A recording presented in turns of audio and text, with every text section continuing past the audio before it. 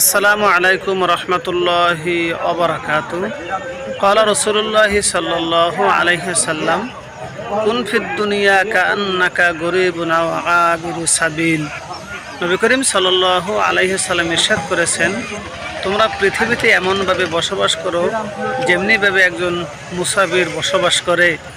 অন্য একটি হাদিস বুখারী শরীফের মধ্যে উল্লেখ রয়েছে, ক্বালা রাসূলুল্লাহি সাল্লাল্লাহু আলাইহি ওয়াসাল্লাম, আহাব্বুল আমালে ইলাল্লাহি আদামুহু ওয়া ইন ক্বাল্লা।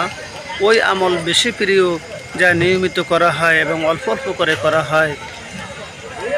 অন্য একটি হাদিস, বিসমিল্লাহির রহমানির রহিম, ক্বালা রাসূলুল্লাহি সাল্লাল্লাহু আলাইহি ওয়াসাল্লাম, আহাব্বুল কালাম ইলাল্লাহি আরবাআ, সুবহানাল্লাহ, আলহামদুলিল্লাহ, লা ইলাহা ইল্লাল্লাহ, আল্লাহু আকবার।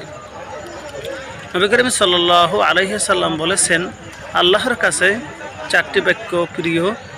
এক, সুবহানাল্লাহ, আলহামদুলিল্লাহ, লা ইলাহা ইল্লাল্লাহ, আল্লাহু আকবার।